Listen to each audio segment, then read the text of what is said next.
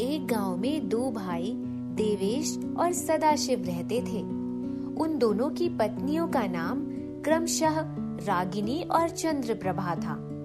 रागिनी सीधी साधी, परिश्रमी, ईमानदार और परोपकारी महिला थी, लेकिन चंद्रप्रभा गुस्सैल, लालची, बेईमान और स्वार्थी थी।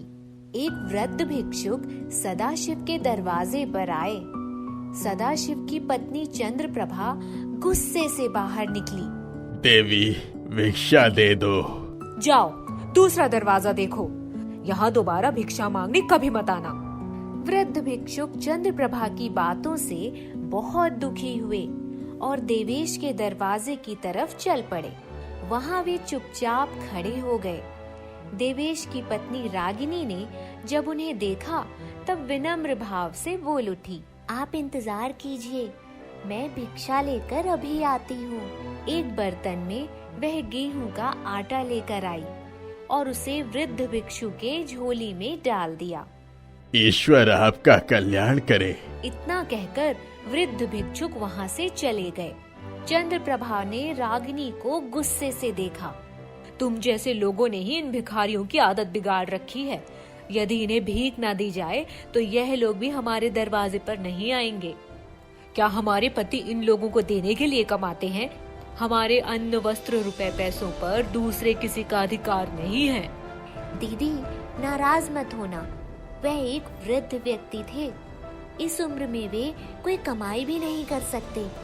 या तो उनके बच्चे नहीं हैं या उनके बच्चों ने उन्हें सहारा नहीं दिया, इसीलिए उन्हें दर दर भटकना पड़ रहा है। हम लोगों की छोटी सी मदद से उनका पेट भर जाता है। चंद्रप्रभा को रागिनी की बातें रास नहीं आई और वह मुंह बिचकाते हुए अपने घर चली गई। रागिनी के कानों में उसकी पड़ोसन रमा दादी के खांसने की आवाज आई। उसने घर के अंदर से आयुर्वेदिक काढ़ा लिया और तेज कदमों से उनके घर चली गई। रागिनी, दादी, आपको बहुत खांसी आ रही है, यह लीजिए, काढ़ा पी लीजिए, आपको आराम मिलेगा। रमा दादी ने काढ़ा पिया और उन्हें आराम महसूस हुआ। बेटी, तुम्हारा मेरा कोई रिश्ता नहीं, फिर भी तुम मेरे किसी भी तकलीफ में पहले पहुंच जाती हो। दादी, रिश्ता कैसे नहीं, मैं आपको दादी कहती हूँ, आप मुझे बेटी कहती हो। यह तो दादी पोती का रिश्ता हो गया। सही कह रही हो बिटिया, मैं अपने शब्द वापस लेती हूँ। आपने खाना खाया? नहीं खाया? बनाया ही नहीं तो खाएंगी कैसे? रुकिए, मैं अपनी दादी को भूखे थोड़ी ना रहने दूंगी। रागिनी अपने घर गई और दादी के लिए भोजन लेकर आई। दादी को खिलाकर जब वह घर से बाहर आई तब चंद्रप्रभा सामने खड़ी थी। अरे, वह बुढ़िया खांस खास कर हमें सोने नहीं देती और तुम अपनी गरीबी में भी उसको खाना खिला रही हो। पहले अपने पेट की सोचो, बाद में दान धर्म करना। दीदी, यह तो समय समय की बात है। अगर आज नाव मझधार में थपेड़ी खा रही है तो कल वही भगवान की कृपा से किनारे पर पहुंच जाएगी। हुई है रात, सवेरा होगा, कभी तो दूर अंधेरा होगा। दूसरे दिन पड़ोस की रमा दादी के पैर में मोच आ गई और वह बाहर कुछ काम से जा रही थी। चंद्रप्रभा दरवाजे पर खड़ी थी। अरे बिटिया, जरा कंधे का सहारा दे दे, मुझे पास तक जाना है। दादी, मुझे बहुत काम है, आप धीरे धीरे चले जाइए। हाँ, अपनी लाडली रागिनी को बुला लीजिए, वह आपकी मदद जरूर करेगी। इतने में रागिनी अपने घर से आई और उसने दादी माँ को सहारा दे दिया। रागिनी प्रतिदिन दादी माँ की सेवा करने लगी, उन्हें भोजन खिलाने लगी। चंद्रप्रभा को इन बातों से बहुत जलन होती थी। दादी माँ का पैर ठीक हो गया। रागिनी बिटिया, तुमने मेरी बहुत सेवा की है। कल सवेरे आना, मैं तुम्हें कुछ देना चाहती हूँ। दूसरे दिन सवेरे सवेरे रागिनी दादी माँ के घर की तरफ जाने लगी। अरे रागिनी, आज सवेरे सवेरे दादी माँ की याद कहाँ से आ गई? हाँ, दादी माँ ने मुझे याद किया है। उन्होंने आज सवेरे ही मुझे घर बुलाया है। आज वह मुझे कुछ देना चाहती है। देना चाहती है? अब तो मैं भी तुम्हारे साथ आना चाहती हूँ। हो सकता है लगे हाथ मेरा भी भला हो जाए। अच्छी बात है, आ जाओ मेरे साथ। चलते हैं दादी के पास। दोनों रमा दादी के पास पहुँच गई। रागिनी बिटिया आ गई? आओ आओ। चंद्रप्रभा तुम भी आओ। आज कैसे गरीब की कुटिया में आई हो? रमा दादी ने अपनी एक कोठरी खोली। उसमें से 2 मूर्तियां निकाल ली। एक स्वर्ण मूर्ति सुनहरे रंग की थी और दूसरी तांबे की मूर्ति थी। अरे दादी, यह सोने की मूर्ति तो बहुत अच्छी है। तुम्हें पसंद आई? ठीक है, इसे तुम रख लो। चंद्रप्रभा ने झपट कर मूर्ति ले ली और मन ही मन बहुत प्रसन्न हुई। रागिनी, यह लो, तुम तांबे की मूर्ति रख लो। रागिनी ने प्रसन्न मन से वह तांबे की मूर्ति ले ली और रमा दादी को सर झुकाकर धन्यवाद दिया। दोनों अपनी अपनी मूर्तियां लेकर अपने अपने घर चली गईं। चंद्रप्रभा ने स्वर्ण मूर्ति को जैसे ही अपने घर में एक स्थान पर रखा, वह 2 टुकड़े होकर गिर पड़ी। देखते ही देखते उसका रंग काला हो गया। अरे दैया, ये क्या हो गया? सारा सोना मिट्टी हो गया। बुढ़िया ने मुझसे दगा किया। इतने में मूर्ति में से 2 बिच्छू निकले और चंद्रप्रभा को डंक मार दिए। चंद्रप्रभा, मर गई रे, बिच्छुआ ने डंक मार दिया। बहुत पीड़ा हो रही है, जान निकली जा रही है, बचाओ बचाओ। चंद्रप्रभा का पति सदाशिव दौड़ कर आया। अरे क्या हो गया? स्वर्ण मूर्ति मिली थी, टूटकर काली हो गई और बिच्छू ने मुझे डंक मारा। जान निकली जा रही है। तुम्हें बिच्छू ने नहीं, लालच ने डंक मारा है। कर्म फल है जो तुम्हें आज भोगना पड़ रहा है। चुप रहो, क्यों जले पर नमक छिड़क रहे हो? उधर रागिनी ने वह तांबे की मूर्ति अपने एक खाली बक्से में रख दी। शाम के समय चंद्रप्रभा बड़ी मुश्किल से चलकर रागिनी के घर पहुंची। अरे दीदी, लगता है तुम्हारे पैर में कुछ तकलीफ है। तकलीफ? बहुत बड़ी तकलीफ है। उस बुढ़िया ने उस मूर्ति के अंदर 2 बिच्छू पाले थे। दोनों ने बुरी तरह से मुझे डंक मारा है। समझ लो जान बच गई और मेरी दुर्गति हो गई। अच्छा, तुम्हारी मूर्ति का क्या हुआ? दीदी, मैंने तो उसे बक्से में संभाल कर रख दिया है। रुकिए, आपको मैं अभी दिखाती हूँ। बक्सा मेरे पास लाना, मैं चल नहीं पाती हूँ। रागिनी बक्सा लेकर आई। वह बहुत वजनी हो चुका था। यह बक्सा तो बहुत हल्का था। ऐसा लगता है उसमें कुछ सामान रख दिया है। अरे यह क्या हुआ? तांबे की मूर्ति स्वर्ण मूर्ति बन गई। इतने सारे सोने के सिक्के कहाँ से आ गए? हे मेरे भगवान, यह कैसा चमत्कार है? चंद्रप्रभा ईर्ष्या से जल भुनकर गिर गई और बेहोश हो गई। रागिनी के पति देवेश वहाँ दौड़ कर आए और उन्होंने यह दृश्य देखा तो खुशी से चकरा गए। देने वाला जब भी देता देता छप्पर फाड़ के। रागिनी, ये तुम्हारे कर्मों का अच्छा फल मिला है। जो जैसा करता है वैसा ही पाता है। राम नाम का चूड़ी वाला चूड़ी बेचने गांव-गांव जाया करता था। राम के पास हर रंग की चूड़ी और बहुत सुंदर सुंदर चूड़ियां होती थी। चूड़ी वाला सुबह से चूड़ी बेचने के लिए निकलता और शाम को चूड़ी बेचकर घर आ जाता था। ऐसे ही उसका काम चल रहा था और इसका फायदा भी बहुत उठाता था और किसी को किसी दाम में चूड़ी बेचता और किसी को किसी दाम में। लेकिन आसपास के गांव में वही एक चूड़ी वाला होता था, इसलिए लोगों को ये पता होने के बाद भी वे चूड़ी वाला लालची है, उसी से चूड़ियां लेते थे। उसी गांव में संगीता नाम की एक बच्ची रहती थी। संगीता को चूड़ी बहुत पसंद थी, लेकिन वे बहुत गरीब परिवार से थी। एक दिन की बात है, चूड़ी बेचने वाला संगीता के गांव में आता है और आवाज लगाता है, चूड़ी ले लो, चूड़ी ले लो।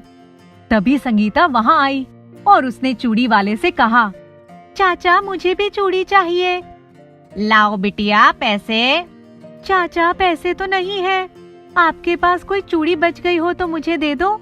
नहीं बिटिया, ऐसे तो चूड़ी नहीं मिल सकती, अगर तुमको चूड़ी लेना है तो तुमको पैसे देने पड़ेंगे।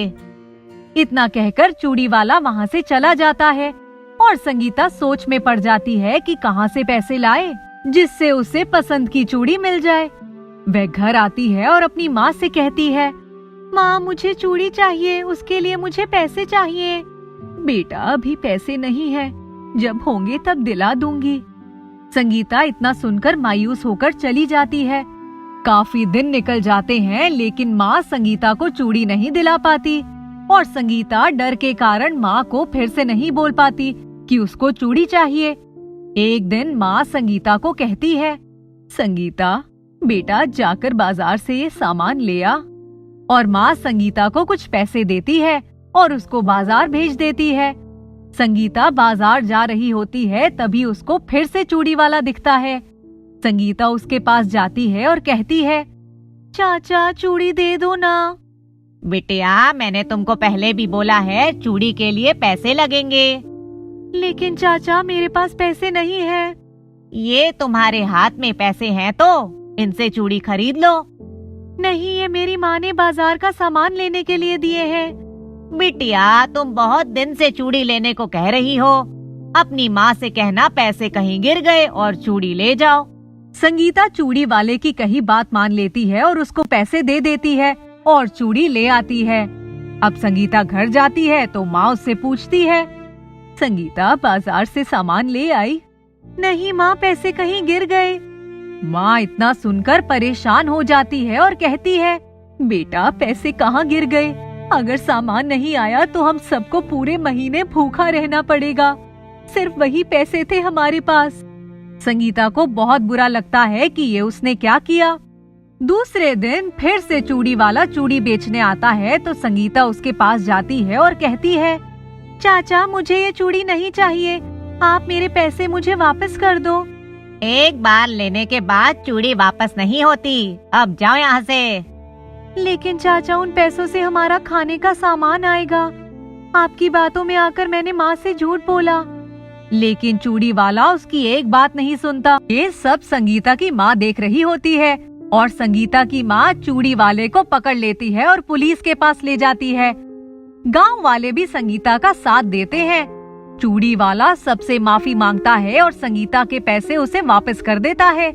संगीता की माँ संगीता को समझाती है, संगीता बेटा ऐसे किसी की बातों में अब कभी नहीं आना।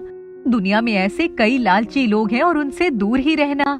संगीता माँ की बात समझ जाती है और माँ से माफी मांगती है।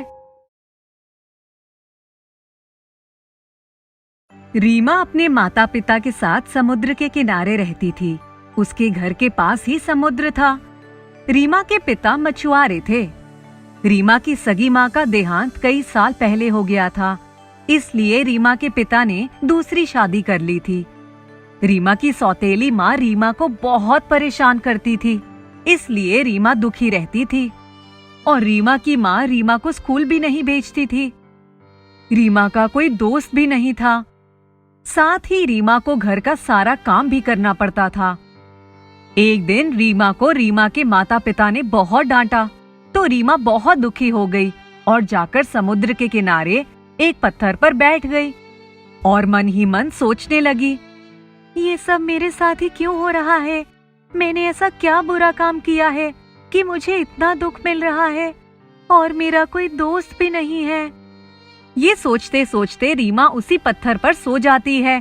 थोड़ी देर बाद उसे ऐसा लगता है कि वह पत्थर हिल रहा है और उसकी नींद टूट जाती है। वह देखती है कि पत्थर तो धीरे धीरे आगे खसक रहा है। वह डरकर पत्थर से नीचे कूद जाती है। गौर से देखने पर वह देखती है कि जिस पर वह इतनी देर से बैठकर रो रही थी और उसी पर बैठकर सो गई, वो कोई पत्थर नहीं था, वह तो एक बहुत ही बड़ा कछुआ था। रीमा बहुत डर जाती है। तभी कछुए का मुंह बाहर निकलता है और वह रीमा की तरफ देखता है। डरो मत, मैं तुम्हें कुछ नहीं करूँगा। अब तो रीमा और डर जाती है। तुम बोल सकते हो? हाँ, मैं बोल सकता हूँ। मैं कई हजार सालों से इस धरती पर हूँ, इसलिए मेरे अंदर ये शक्ति आ गई है कि मैं बोल सकता हूँ। और भी कई शक्तियाँ मेरे पास है। कौन सी शक्तियाँ? क्या तुम मेरी दोस्त बनोगी? जब तुम मेरी दोस्त बनोगी तब मैं तुम्हें बताऊंगा, ऐसे नहीं बताऊंगा। ये सुनकर ही रीमा बहुत खुश हो जाती है। हाँ हाँ जरूर, मैं तुम्हारी दोस्त बनूंगी, क्योंकि मेरा कोई भी दोस्त नहीं है। लेकिन मेरे बारे में किसी को मत बताना। हाँ, मैं किसी को नहीं बताऊंगी, नहीं तो मेरे माँ मुझे तुमसे मिलने नहीं देंगी। तुम रोज इसी समय मिलने आना मुझसे, मैं तुम्हारी सारी बातें सुन लूंगा और उसका समाधान भी निकाल दूंगा। अभी तुम जाओ, क्योंकि अंधेरा होने वाला है। रीमा अपने घर चली जाती है और बहुत खुश होती है कि आज उसे एक नया दोस्त मिला। दूसरे दिन रीमा कछुए से मिलने जाती है। रीमा, मुझे बताओ, तुम इतनी दुखी क्यों रहती हो? मेरी माँ नहीं है, मेरे पिता ने दूसरी शादी की है और ये माँ मुझे बहुत परेशान करती है। मुझे घर का सारा काम करना पड़ता है। मैं पढ़ने जाना चाहती हूँ, पर मुझे पढ़ने नहीं भेजा जाता। मेरे पास तुम्हारी इस समस्या का समाधान है, अगर तुम मेरे साथ चलने को तैयार हो। हाँ, मैं तुम्हारे साथ चलने को तैयार हूँ। तो ठीक है, तो मेरी पीठ पर बैठ जाओ। मैं तुम्हें ऐसी जगह ले जाऊंगा जहाँ तुम्हें कोई भी दुख नहीं होगा। रीमा कछुए की पीठ पर बैठ जाती है और कछुआ धीरे धीरे तैरते हुए उसे टापू पर ले जाता है। अरे, ये तो बहुत ही सुंदर जगह है। ये कौन सी जगह है? ये एक रहस्यमय टापू है। यहाँ पर जल परियां रहती हैं और मेरी तरह बहुत सारे जादुई कछुए रहते हैं। रीमा उस टापू पर उतर जाती है और यहाँ वहाँ देखती है तो उसे टापू पर बहुत ही सुंदर जल परियां और बहुत ही सुंदर और बड़े बड़े कछुए दिखाई देते हैं। वहाँ बहुत सारी खाने की अच्छी अच्छी चीजें रहती हैं, बहुत सुंदर सुंदर कपड़े रहते हैं और वहाँ कोई भी दुख नहीं रहता। ये जगह तो बहुत ही सुंदर है, यहाँ पर तो कोई दुख नहीं है। मैंने कहा था ना कि मैं एक जादुई कछुआ हूँ और मैं तुम्हारे सारे दुख दूर कर दूंगा। अब तुम यहाँ आराम से रह सकती हो, यहाँ तुम्हें परेशान करने वाला कोई नहीं होगा। अब रीमा बहुत आराम से उस टापू पर रहती है। वहाँ उसके बहुत सारे दोस्त हैं। वहाँ खाने पीने की भी कोई कमी नहीं रहती और वे अपने जीवन को उसी तरह जीती है जैसा वह चाहती है। वहाँ दूसरी तरफ उसके माता पिता को लगता है कि परेशान होकर रीमा कहीं चली गई है और वे लोग उसे ढूंढने का भी प्रयास नहीं करते। उन्हें लगता है कि जब वे परेशान हो जाएगी तो खुद ही वापस आ जाएगी।